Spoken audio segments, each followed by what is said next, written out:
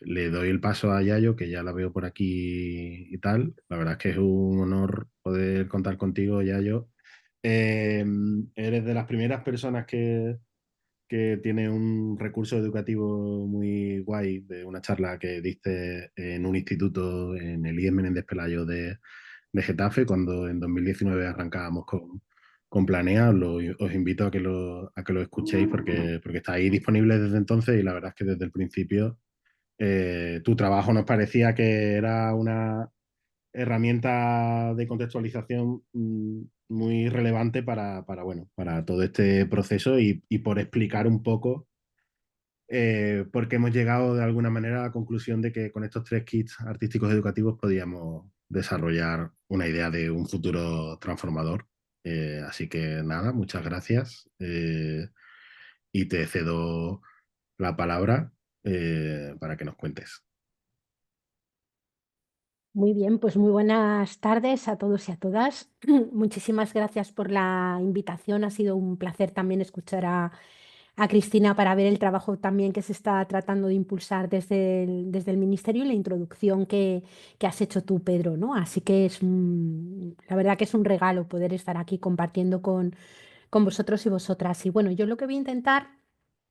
en este rato va a ser como conectar toda la cuestión del marco de los ecofeminismos con el cooperativismo, la economía social y solidaria, y luego también ver cómo de alguna manera se puede conectar con instrumentos y procesos que son claves, como son los educativos y los artísticos, ¿no? Tengo que decir que además me encanta tener la oportunidad de compartir aquí. Bueno, yo trabajo en una cooperativa y por tanto llevo vinculada a la economía social y solidaria a través de mi cooperativa, pero también a través, por ejemplo, de la compañía con la que tengo contratada la luz o de la banca con la que tengo la cuenta corriente, ¿no? La propia compañía con la que tengo conectada, o sea, con la que tengo contratada el servicio de telefonía, ¿no? Lo cual quiere decir que nos encontramos en este momento bueno, con la posibilidad realmente de tener una vida bastante cooperativizada, por decir así, ¿no? Es decir, en este momento en el que, como luego hablaré, es importante pensar cómo hacer las cosas de otro modo y cómo, de alguna manera, colocarnos detrás de algunas de las cosas que están viniendo, que son tan preocupantes, decir y empezar diciendo que tenemos las posibilidades de hacer muchas cosas en nuestra vida, de nuestra vida cotidiana, de forma cooperativa y vinculadas al cooperativismo y a la economía social y solidaria, yo creo que es importante, ¿no? Y empiezo un poco con el marco de las miradas ecofeministas que os quería compartir, ¿no? Que para mí ha sido siempre no solamente un marco que suma a otros, sino que es una verdadera cosmovisión, es una manera de mirar la realidad, es una forma de entender lo que está pasando en el mundo y de proyectar hacia el futuro presentes diferentes, ¿no? Y desde ahí, pues quiero un poco comenzar, ¿no? El ecofeminismo es una corriente de pensamiento y un movimiento social que tiene ya aquí en Occidente más de medio siglo de historia, pero si nos remontamos, si miramos, si exploramos lo que ha sucedido en otros territorios, probablemente pudiéramos ver que hay otras genealogías, las que vienen, por ejemplo, de América Latina, de Abya Yala, que nos hablan de imaginarios ecofeministas desde mucho antes de ese medio siglo, ¿no? Estamos hablando de comunidades, de colectivos, muchos de ellos encabezados por mujeres que llevan pues muchos decenios tratando de sostener la vida en contextos que muchas veces atacan la propia vida, ¿no? Yo quiero centrarme, como no vamos a tener tiempo para hacer una descripción pormenorizada de cuáles son esas genealogías, ni todas las diferentes escuelas o miradas o diversidades que hay dentro de los ecofeminismos, me quiero centrar básicamente en plantear cuáles son sus pilares básicos, ¿no? Desde dónde miramos, porque esto me va a parecer clave para seguir conectando con el resto de las cuestiones que me habían propuesto, ¿no? Las miradas ecofeministas parten de una reflexión o de tratar de responder a una pregunta básica, ¿no? La pregunta es, ¿de qué depende la vida humana? ¿Qué es lo que hace que cualquiera de las personas, por ejemplo, que estamos conectadas en este Zoom, hayamos podido llegar vivas desde el día que nacimos hasta el día de hoy? Es decir, ¿cómo se sostiene la vida o sobre qué se sostiene la vida humana, también la no humana, pero me voy a centrar en esta tarde la humana, ¿no? Y tenemos que reconocer que la vida humana tiene dos importantes dependencias materiales que vienen dadas de lo que somos, ¿no? En primer lugar, somos un animal especial, pero un animal que se inserta en una trama de la vida. Una trama de la vida que está formada por aire, por agua, por plantas, por microorganismos, por animales, ¿no? Lo característico de esa trama de la vida es que todos esos elementos que he nombrado interactúan entre sí y es precisamente la interacción entre todos ellos la que genera las propias condiciones de existencia. Voy a intentar explicarlo un poco mejor poniendo algunos ejemplos, ¿no? Los seres humanos obviamente respiramos. Decía Gabriel Celaya 13 veces por minuto, ¿no? Y ese aire que respiramos, ese oxígeno que respiramos, esa atmósfera de la que dependemos, tiene una determinada composición, que no es una composición que venga dada desde hace miles de años y sea inmutable, sino que es una atmósfera, un aire que se crea y se recrea continuamente a partir de ciclos naturales en los que intervienen pues, animales, la luz del sol, el agua, los bosques, las plantas, un proceso como es el de la fotosíntesis, ¿no? De tal modo que podemos estar seguras que mientras esos ciclos funcionen, mientras esos seres estén colaborando, digamos, cooperando en esa dinámica cíclica, podemos tener el oxígeno que necesitamos para mantenernos vivas, ¿no? También somos seres que dependemos del agua. Nuestro cuerpo, de hecho, es un 65% de agua. Necesitamos agua para cultivar, para fabricar un par de pantalones vaqueros, para refrigerar los motores que a veces hay en la industria o las centrales térmicas, ¿no? Hace falta para producir absolutamente todo. Es decir, no hay vida humana posible al margen del agua. Y el agua, de nuevo, es producida por un ciclo natural, el ciclo del agua, en el que intervienen prácticamente todos los elementos, todos los agentes de los que he hablado hace un momento, ¿no? Un ciclo del agua que puede ser alterado por la actividad humana, y lo ha sido,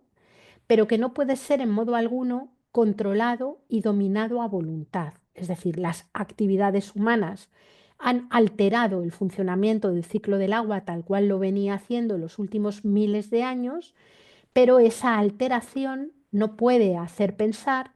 que esa modificación se produzca a voluntad, que los seres humanos y sus tecnologías puedan controlar a voluntad o estén controlando a voluntad el ciclo del agua, ¿no?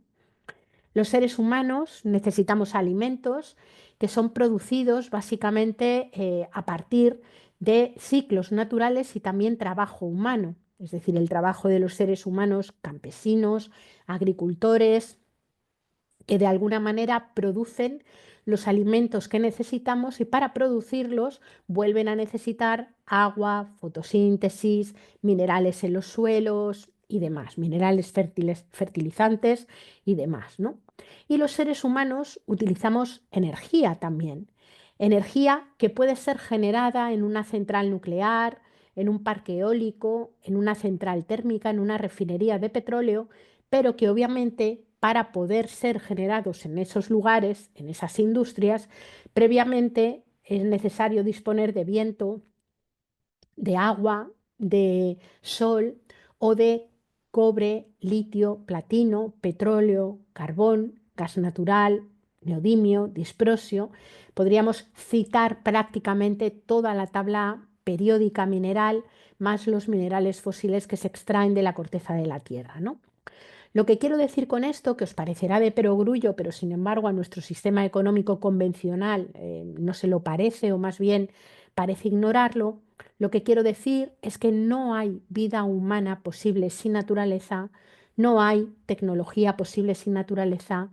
no hay economía posible sin naturaleza. Es decir, los seres humanos y cualquiera de las actividades que hagamos los seres humanos están insertas en esa trama de la vida que interactúa, que se autoorganiza y que produce las propias condiciones de existencia, ¿no? Esta trama de la vida tiene una característica que es la de tener límites. Existen límites físicos en nuestro planeta Tierra y por tanto es inviable, es imposible plantearse configurar sistemas económicos que crezcan de forma ilimitada y exponencial si para hacerlo necesitan utilizar bienes extraídos de la corteza terrestre, bienes extraídos de los ciclos naturales o necesitan generar cantidades ingentes de residuos que han de ser procesados por los sumideros del planeta, que no dejan de ser sino ciclos de reciclaje que se han ido conformando a lo largo de la historia de la evolución, ¿no? Por tanto, una primera idea es que los seres humanos somos seres radicalmente codependientes, ecodependientes de una trama de la vida que no controlamos ni dominamos a voluntad, ¿no? Pero los seres humanos tenemos más dependencias. La segunda dependencia viene dada por el hecho de que vivimos encarnados en cuerpos. Los seres humanos tenemos vidas encarnadas en cuerpos vulnerables. Y que un cuerpo sea vulnerable no responde más que a la idea de que es un cuerpo necesitado. Es decir, todos los seres humanos somos seres necesitados, necesitados de vivienda, de alimento, de energía, de agua, de cuidados, de relaciones, de afecto, de capacidad de intervenir y modificar el entorno en el que vivimos, lo que pudiéramos llamar una especie de poder distribuido desde abajo. Necesidades que de no estar cubiertas, lo que sucede es que o la vida humana sucumbe, porque no se puede vivir sin descanso, sin agua, sin cuidados, o sin alimentos, o sin casa, o la vida humana simplemente, en caso de no tenerlo, es una vida precaria, ¿no? Es decir, los seres humanos tenemos necesidades continuas y cíclicas. Nadie come de una vez para siempre ni duerme todo lo que tiene que dormir en 3 meses de golpe, sino que necesitamos que ese conjunto de condiciones de vida sean atendidas cíclicamente de forma continua para poder garantizar la propia vida y para poder garantizar además que esa vida no sea una vida precaria, que sea una vida digna de vivir, que sea una vida, decimos, que merezca la pena vivirse, teniendo claro que nada más que cada cual puede decir si merece o no la pena ser vivida la vida que está viviendo, ¿no? Por tanto, además de ser seres ecodependientes, tenemos que decir que somos seres radicalmente interdependientes, porque resulta que ninguna de las necesidades que he nombrado se puede satisfacer en solitario. Todas estas necesidades son satisfechas en un contexto social, un contexto comunitario, en donde unas personas interactúan con otras, haciendo a partir de esa interacción posible el sostenimiento de todas las vidas, ¿no? A lo largo de la historia, sobre todo cuando estamos hablando de la reproducción cotidiana y generacional de la vida, de los cuerpos, quienes mayoritariamente se han ocupado de ese cuidado cotidiano de la vida han sido y son mayoritariamente mujeres, ¿no? No porque desde nuestro punto de vista las mujeres estén o estemos mejor dotadas genéticamente para ocuparnos del cuidado de otras personas, sino porque vivimos en sociedades que establecen una división sexual del trabajo y asignan de forma no libre diferentes funciones a las personas en función del sexo con el que han sido designados al nacer. A las mujeres les asignan las tareas de la reproducción cotidiana y generacional de la vida, mientras que a los hombres se les asigna también otras tareas no libres, ¿no? Se les asigna la obligación del éxito, la obligación de la potencia y en contextos tremendamente inciertos y vulnerables se les asigna incluso la obligación de la guerra, ¿no? El cuerpo de los hombres, históricamente, el cuerpo de los hombres considerado menos valiosos ha sido un cuerpo utilizado como carne de cañón para la guerra, ¿no? Y no hay más que ver en los conflictos y contextos en los que estamos ahora mismo, imágenes a veces terroríficas de cómo gobiernos o ejércitos llegan a casa de jóvenes y se los llevan prácticamente a rastras porque son reclutados a la fuerza, ¿no? Si miramos, por ejemplo, los cementerios en Francia o en Alemania, con esas placas conmemorativas de la Primera y Segunda Guerra Mundial, veremos listas absolutamente interminables y terribles de nombres de varones muy jóvenes, digamos, que fueron llevados a las guerras y que murieron en ellas, ¿no? Lo que quiero decir, por tanto, es que la sociedad patriarcal asigna de forma no libre diferentes roles y, en concreto, el de la reproducción de los cuerpos y el cuidado de los cuerpos se lo asigna mayoritariamente a las mujeres, ¿no? Por tanto, somos seres radicalmente ecodependientes y sujetos a los límites físicos del planeta. Somos seres uno a uno vulnerables e interdependientes, ya que no hay forma de poder vivir si no es en sociedades, ¿no? Esto aboca a reconocer una serie de cosas que con frecuencia sí que en los ámbitos cooperativos, afortunadamente, pero no tanto fuera de ellos, no son nombradas o permanecen invisibles, ¿no? Una de ellas es una idea como muy básica y es la idea de que los seres humanos em, no somos independientes, ¿no? Es decir, cuando hablamos de independencia, en nuestros contextos capitalistas solemos referirnos a aquellas personas que tienen autonomía económica, es decir, normalmente que tienen un salario o algún tipo de renta, ¿no? Pero ni esas personas se puede decir que sean plenamente independientes. Nadie puede vivir sin cuidados, nadie puede vivir sin comunidad y por tanto la dependencia, lejos de ser una patología que afecta a algunas personas, es más bien un rasgo inherente de la propia vida, ¿no? Como rasgo inherente de la propia vida, después diré que debiera ser también un rasgo inherente del sujeto protagonista de la actividad económica, ¿no? Luego retomaré cuando hablemos de cooperativismo, que justamente de esto es de lo que se hace cargo, ¿no? De alguna manera, por tanto, hay que asumir que no existen seres plenamente independientes y que todos los seres humanos, a lo largo de toda su existencia, pero sobre todo en algunos momentos del ciclo vital, van a ser dependientes, ¿no? Hay que añadir ahí también a sujetos y seres humanos que habitualmente no creen serlo, que son esos sujetos patriarcales que están en una edad en la que no eres muy mayor o no eres muy joven y que asumen la idea de ser plenamente independientes, después lo hablaremos, ¿no?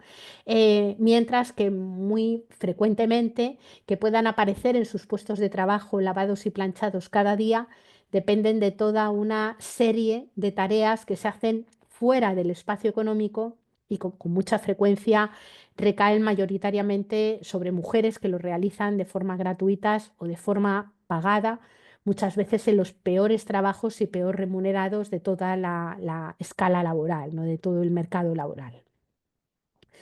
Decía, por tanto, que esa es una primera reflexión. No hay nadie que pueda considerarse a sí mismo plenamente independiente. La segunda cuestión retoma con esta, es decir, si somos ecodependientes y somos interdependientes, hay que decir que una vida nacida, por el hecho de haber nacido, no constituye en modo alguno una certeza, no constituye una vida cierta para siempre. Una vida nacida es una vida posible y que esa vida posible dure en el tiempo va a depender de que se desarrolle en un contexto que interactúa con los bienes fondo de la naturaleza y en un contexto en el que las personas interactúan entre sí, garantizando las condiciones de existencia para estos seres humanos, ¿no? Por tanto, vuelvo a señalar que la vida humana no se sostiene sola, hay que sostenerla intencionalmente, ¿no? Y a esto es a lo que desde las miradas ecofeministas le llamamos los enfoques de la sostenibilidad de la vida, es decir, a la conciencia y compromiso con el hecho de que las vidas humanas tengan que ser sostenidas, ¿no? Es decir, decimos que hemos de construir culturas, políticas y economías que pongan la vida en el centro para referirnos al hecho de que esa vida humana buena ha de ser la radical prioridad, digamos, de nuestras economías, de nuestras políticas y de nuestras culturas. A esto nos referimos con poner la vida en el centro y es una cosa como bastante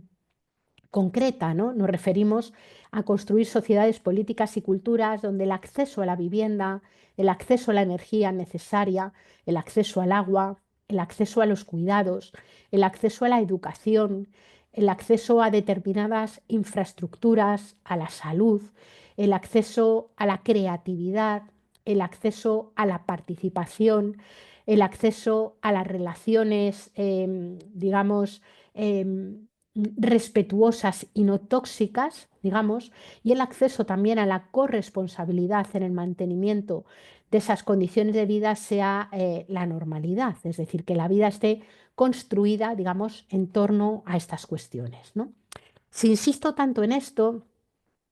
es porque la vida y las economías hegemónicas que tenemos en este momento no tienen esas prioridades. Tienen otras prioridades diferentes como puedan ser las del crecimiento económico, las del desarrollo vinculado al progreso material, cuestiones que son extremadamente problemáticas en un planeta Tierra que tiene límites que además ya están traspasados, ¿no? En realidad, lo que llamamos crisis ecológica no es más que caerse del guindo de la imposibilidad de crecer de forma ilimitada en un planeta con límites, lo que llamamos calentamiento global, el declive de la energía y de los minerales, la pérdida de biodiversidad, los fenómenos de contaminación masiva, son algunos de los síntomas, digamos, de esta pretensión falaz de crecer ilimitadamente sobre ese planeta con límites, una pretensión que se ha visto, digamos, tremendamente reforzada a partir de la revolución industrial, pero brutalmente dopada con petróleo, con dinero y también con explotación humana, precisamente en el siglo XX y específicamente desde los años 1940-1950 hasta nuestros días, que es cuando se ha producido el salto exponencial en la extracción de bienes de la tierra y también en la generación de una buena parte de las problemáticas que hoy nos toca atajar. Por así decir, lo que hemos llamado desarrollo ha ido correlacionado con la dinámica, digamos, de destrucción de las bases materiales que permiten la vida, de las redes de codependencia y de interdependencia. Por eso, desde las miradas ecofeministas decimos que existe un conflicto entre el capital y la vida, que necesitamos de alguna manera construir economías que vayan de la mano con la sostenibilidad de la vida y no que sean contrarias a ella. Es decir, en modelos económicos y políticos en donde el crecimiento económico suponga arriesgar vidas, tenemos un problema. Más bien, las economías tienen que servir para apuntalar la propia vida y no cualquier tipo de vida, sino la vida buena, ¿no? Es en este sentido en el que a mí me parece que el cooperativismo juega un papel absolutamente central, el cooperativismo y en general la economía social y solidaria, ¿no? Porque si bien, como decía, la economía convencional, la economía capitalista, como que se ha desplegado despegando precisamente de los límites de la tierra y de los cuerpos, el cooperativismo es un tipo de organización económica que va a ras de cuerpo y que puede ir pegado a ras de tierra, ¿no? Tiene una dimensión plenamente localizada y territorializada. Antes Cristina destacaba esta cuestión del territorio que a mí me parece absolutamente clave. Necesitamos economías que vuelvan a recomponer los vínculos rotos, que retejan el cordón umbilical que jamás debió despegar a la economía del territorio, al igual que deben de ser economías que vuelvan a tejer esos lazos con las necesidades humanas, ¿no? Los modelos económicos convencionales generan o intentan generar la maximización de los recursos de la tierra, del trabajo de las personas, pero no se preguntan qué se produce, cómo se produce y para quién se produce. El objetivo es una producción reducida a agregados monetarios lo que importa es que estos agregados monetarios crezcan más independientemente que sea fabricando bombas de racimo que cultivando carros de trigo, ¿no? La economía social y solidaria precisamente lo que hace es responsabilizarse de las necesidades humanas, es decir, son marcos económicos que se preocupan de preguntar qué es lo que hay que producir, cómo hay que producirlo y para quién hay que producirlo, ¿no? Son lógicas económicas basadas en la característica fundamental que tenemos los seres humanos, que es la de ser uno a uno vulnerables. Precisamente a partir de las lógicas de cooperación, lo que hacen estas estructuras económicas es generar poder colectivo y generar también seguridad, no entendiendo la seguridad como el blindaje de las élites, sino entendiendo la seguridad como la reducción de las incertidumbres y la garantía de poder levantar la mirada del presente más extremo para proyectar esos presentes en futuros deseados, ¿no? Digamos que el cooperativismo tiene una serie de características que yo creo que permiten decir que es una forma de producción o una forma de economía perfectamente o plenamente biomimética, es decir, imita la propia lógica de la trama de la vida, que es una lógica basada fundamentalmente en la cooperación. Dentro de nuestro propio cuerpo viven muchos seres vivos, muchas bacterias, que son las que nos ayudan a hacer la digestión, a pensar o a respirar. Y cuando vamos saliendo de nuestro propio cuerpo, nos vamos encontrando con múltiples estructuras de cooperación que operan, aunque en las sociedades en las que vivimos actualmente esas estructuras de cooperación no se nombren o permanezcan muchas veces tremendamente ocultas en detrimento de otras que sí se visibilizan, que son relaciones de competencia o relaciones de violencia, ¿no? Digo esto porque yo creo que el cooperativismo tiene una cuestión que es profundamente orgánica, es decir, que es una cuestión que se conecta de una forma bastante estructural y armónica con el mantenimiento de la vida, ¿no? Em, digamos que yo estoy pensando, por ejemplo, cuando tantas veces se dice que los seres humanos somos seres profundamente individualistas, que no existen lógicas de cooperación o de apoyo mutuo y que lo normal es lo otro, ¿no? Esa lógica de la competitividad y de la violencia. Yo siempre recuerdo el primer día que yo llevé a mi hija a una escuela infantil, ¿no? Yo la tuve que llevar cuando tenía 4 meses, porque no me pude permitir en aquel momento alargar las bajas de maternidad que teníamos entonces, ¿no? Y cuando la dejé con 4 meses con una persona en una escuela, con una persona a la que yo no conocía de nada, la dejé tranquila porque estaba convencida de que en aquella estructura, en aquel espacio, que era un servicio público, digamos, la pretensión, lo que se pretendía era de alguna manera hacer las cosas lo mejor posible, ¿no? Muchas veces pienso también en la tranquilidad con la que nos autoadministramos los medicamentos que nos recetan en nuestro ambulatorio, en nuestro médico de familia o médica de familia, o pienso también en la cantidad de veces que vamos leyendo dentro de un transporte público, de un autobús, sin ir con miedo de que la persona que lo conduce va a ir haciendo locuras y va a arriesgar nuestra vida, ¿no? Lo que quiero decir con esto, aunque sean ejemplos muy sencillos, es que las lógicas de cooperación, las lógicas de confianza, aunque no las nombremos y muchas veces nos cueste verla, están mucho más presentes en nuestras sociedades y además son claves porque sin ellas no se sostendrían, ¿no?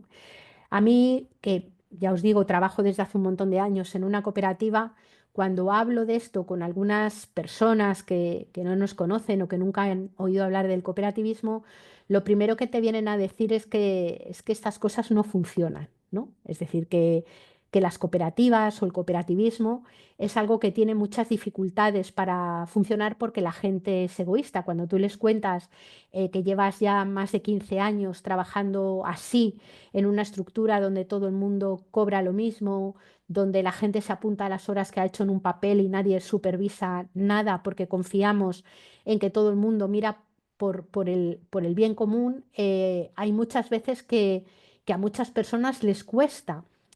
pensar que esto sea posible. Y creo que tiene que ver porque hay una dinámica educativa, no hablo de la educación solo formal, sino una dinámica de educación social que adiestra y educa desde prácticamente la primera infancia en la desconfianza y adiestra y educa, digamos, para un individualismo atroz. Es decir, si en nuestras casas aprendemos cuando somos pequeñas de nuestras madres y padres que hemos de compartir con nuestros hermanos, que no hemos de ser egoístas, ese aprendizaje materno parece que luego va siendo pulido en otros ámbitos de la sociedad en cuanto salimos al espacio público, ¿no? Y yo creo que ahí tenemos que preguntarnos o tenemos que plantearnos qué es lo que está pasando también en nuestros modelos y en nuestros sistemas educativos para que la educación para el apoyo mutuo, desde el apoyo mutuo para el cooperativismo, no sea en muchos lugares o más bien en el plano general, una cosa plenamente asumida, una cosa plenamente extendida, ¿no? Desde mi punto de vista, las dinámicas cooperativas, ya sean en cooperativas formales, constituidas con su NIF y todas estas historias, ¿no? O cooperativas mucho más informales, como son pues los grupos de consumo o como son muchas veces las redes de cuidados compartidos informales que se dan en muchos barrios, ¿no? Esas estructuras cooperativas suponen, en mi opinión, aparte de una forma de resolver necesidades concretas para la gente concreta que participa en ella, digamos, que son, en mi opinión, como coágulos de vida comunitaria que se mantienen, que se hacen como una especie de grumo denso que en los momentos que vienen las cosas no bien dadas sirven para articular la voluntad de mucha gente de hacerse cargo de la vida de otros y otras, ¿no? Yo creo que un ejemplo claro lo tuvimos durante el momento del COVID o se ha visto con mucha fuerza también en el momento de la Dana en Valencia, ¿no? Donde muchísimas personas se han aglutinado alrededor de estructuras formales, pero también alrededor de estructuras menos formales, como pueden ser, digamos, esas asociaciones de barrio o esos espacios a priori no previstos para la cooperación, como puede ser un gimnasio o como puede ser una pequeña tienda de barrio, que sin embargo sirvieron para articular y para organizar la ayuda en un contexto como el de Valencia, ¿no? Para mí esas explosiones de comunidad que muestran que cuando la gente se hace sensible al dolor de otras personas y al sufrimiento de otras personas, es capaz de experimentar ese mismo dolor y ese mismo sufrimiento y a partir de ese sentimiento reaccionar y convertirse en agente político, yo creo que eso es lo que está detrás de las dinámicas del cooperativismo, ¿no? Las dinámicas cooperativas funcionan, es decir, yo llevo viviendo a partir de una cooperativa y además que fue viable prácticamente desde los primeros momentos ya muchos años, ¿no? Y son estructuras además que permiten ejercer una tremenda creatividad, ¿no? Una tremenda creatividad para organizar vida en común y para resolver problemas que muchas veces desde otro tipo de marcos parecen irresolubles. Sobre esto voy a entrar un poquito al final, ¿no? Decía que si el cooperativismo a mí me parece que es absolutamente clave, me parece fundamental una educación, digamos, que lo ponga en valor y que lo ponga en el centro, ¿no? Hablo de la educación formal. Yo tengo la sensación de que a veces, a pesar de que hay una enorme cantidad de equipos educativos y de equipos pedagógicos que están haciendo un trabajo tremendo, ¿no? A veces tienes la sensación de que durante mucho tiempo en el manejo o en el currículum oculto que inserta algunos valores, hemos podido llegar a estar educando a nuestras personas más jóvenes casi en contra de su propia supervivencia, ¿no? Y por eso me parece que es fundamental en estos espacios donde hay gente muy sensibilizada y donde hay gente comprometida con una educación que ponga también la vida en el centro, llamar la atención sobre el hecho de la necesidad de educar en la pertenencia o en la conciencia de pertenencia a la tierra, educar en una especie de identidad terrícola que nos haga ser conscientes de estar insertos en una tierra a la que pertenecemos y en un otro territorio mucho más íntimo y más próximo que es nuestro propio cuerpo, es decir, educar en la sensación de eco e interdependencia, educar desde y para el cuidado de la vida. Las escuelas, los centros educativos son centros en donde se cuida muchísimo, se cuida mucho más de lo que se habla y se visibiliza el cuidado. Me parece que es absolutamente crucial hacerlo. Y me parece también que es fundamental educar para la paz, educar para una libertad con conciencia de que ha de ser una libertad relacional e interdependiente,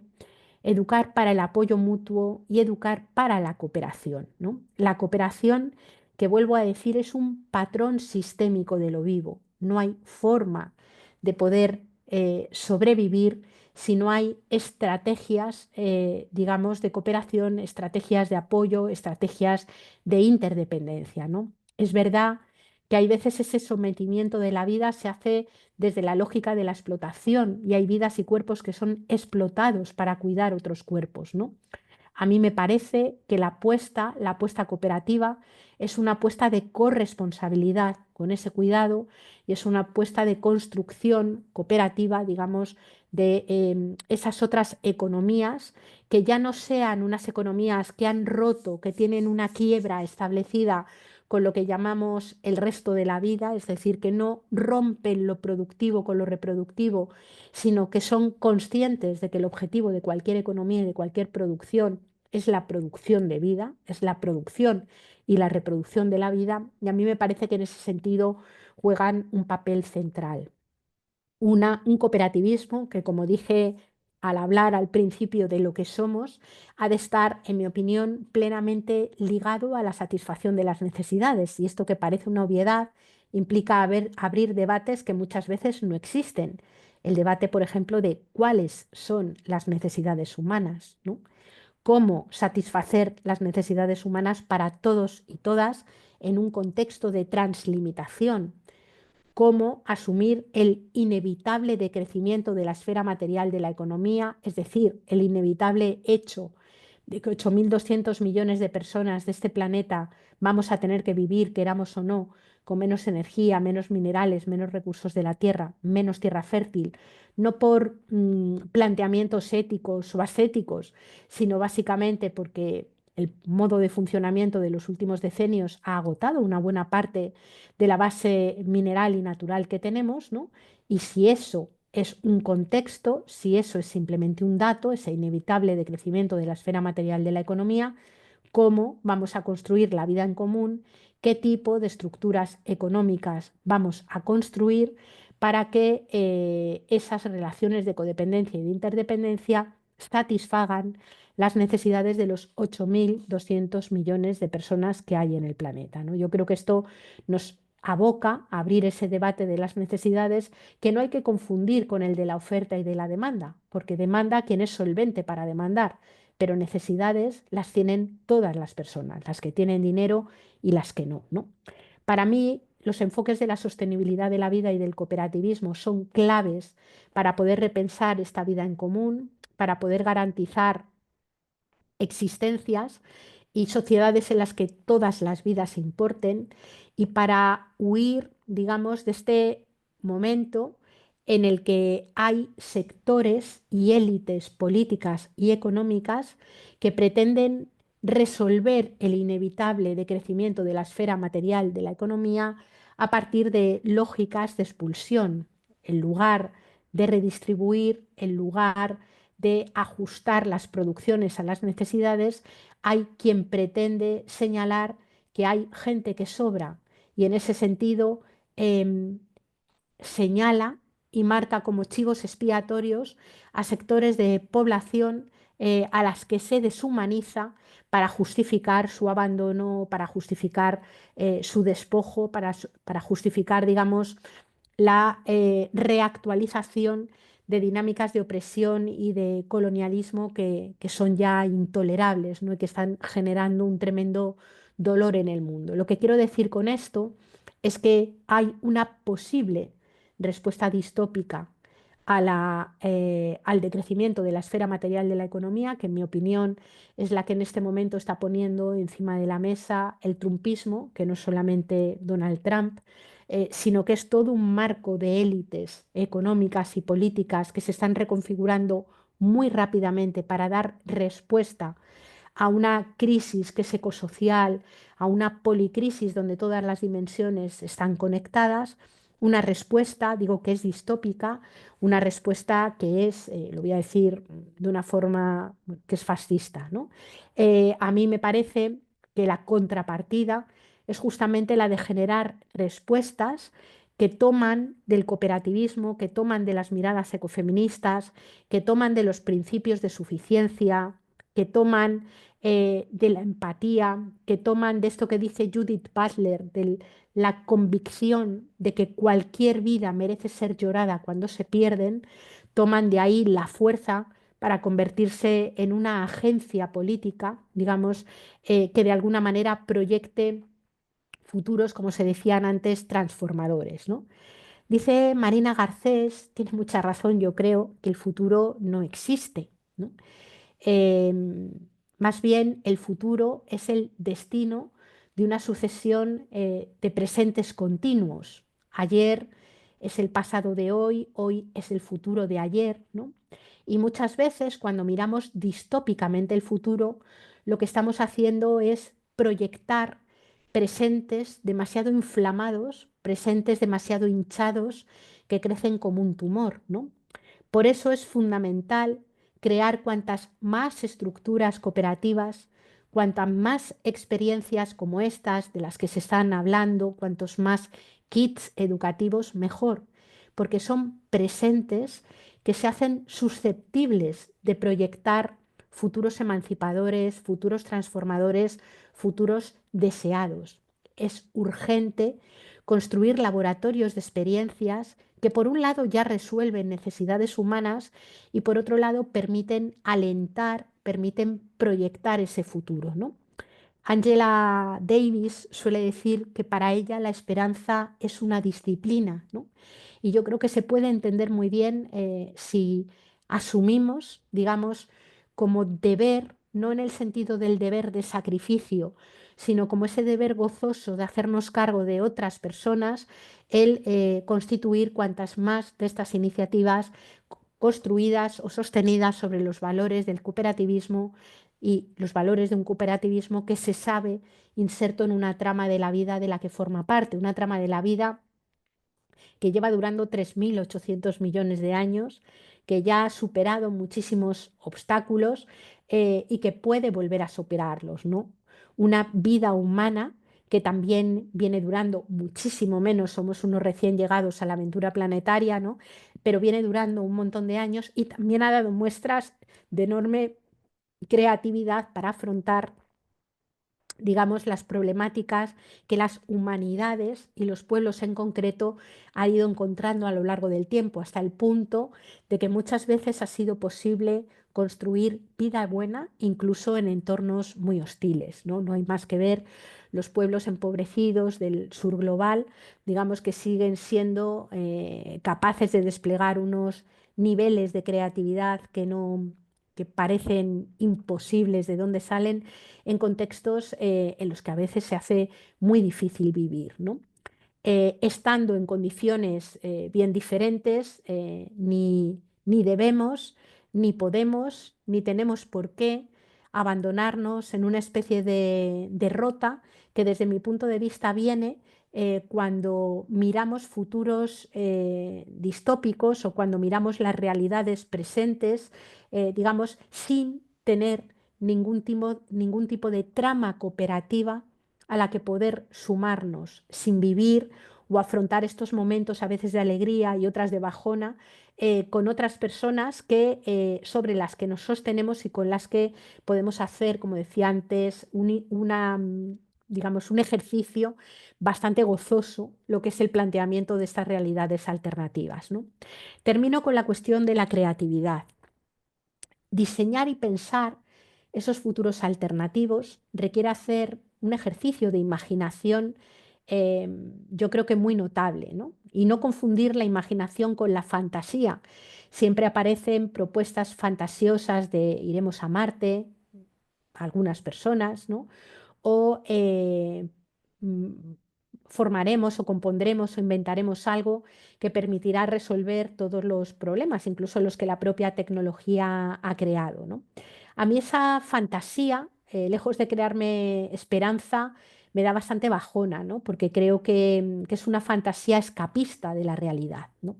Sin embargo, la esperanza de la que habla Joanna Macy, cuando habla de una esperanza que se construye mirando la realidad cara a cara,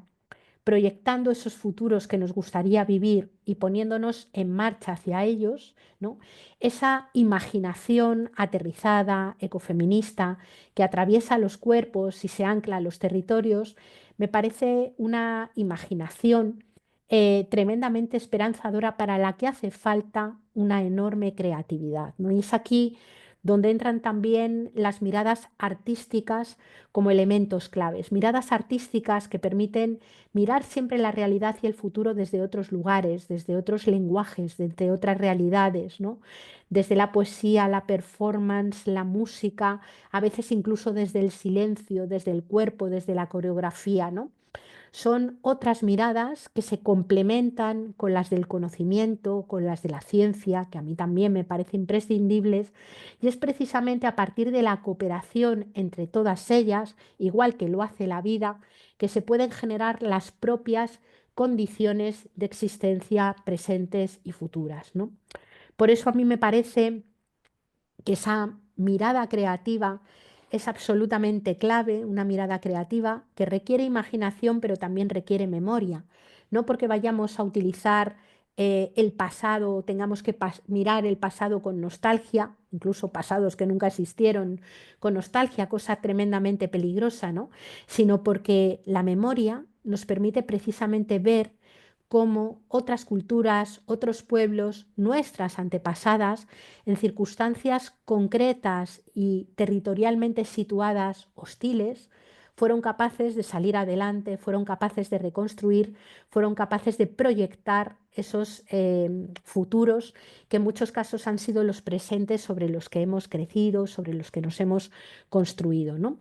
Por tanto, termino diciendo y uniendo que las miradas ecofeministas, los cooperativismos, la educación, la creatividad, que parecieran ser espacios que analizamos o que vemos a veces como espacios distantes o de espacios inconexos, yo creo que se interconectan entre sí, generando la emergencia, digamos, de modelos diferentes que nos permitan mirar el futuro, digamos, con esperanza y con alegría. Pues muchas gracias por haberme escuchado y muchas gracias sobre todo por el trabajo que estáis haciendo. Gracias, Yayo. Creo que ha sido una magnífica introducción y contextualización al trabajo un poco que tenemos que hacer un poco entre todas. Me sumo a los aplausos que van surgiendo por ahí. Bueno, no tenemos mucho tiempo como para ahora ponernos a debatir y tal, así que os invito a todas, si tenéis alguna pregunta, alguna cosa, la podemos trasladar por las vías asincrónicas, que también es importante que hoy lleguemos al tiempo marcado sin tener que pasarlo, que ya es tarde. Así que bueno, muchas gracias, Yayo, y también a Cristina. Ahora abrimos las salas pequeñas, ¿vale? Tenéis que acordaros un poco en qué programa estáis. Y una cosa importante, os aparecerá ahora emergente una pequeña botón al que tenéis que aplicar, ¿vale? De elegir entre Parlamento Urbano o Relata, ¿vale? Las personas que estáis en el programa de Mis Climas Cotidianos no tenéis que hacer nada, nos quedamos en esta sala, digamos, ¿vale? Eh, Creo que había una pregunta así como aquí muy clara para Yayo. Bueno, dice, por favor, Yayo, ¿podrías indicarnos los nombres que has introducido en la ponencia. Como la hemos grabado, las podemos retomar, Judith Butler y todas las demás que han mencionado, pero si nos las puedes pasar, pues también las incluimos Claro, en la claro que información sí. que Y pasamos. también os puedo, si acaso, enviar algún textito que recoja más o menos lo que he contado por si os es útil, ¿vale? Todo eso será maravilloso porque compartir siempre, el conocimiento siempre es la base de todo de estos principios cooperativos.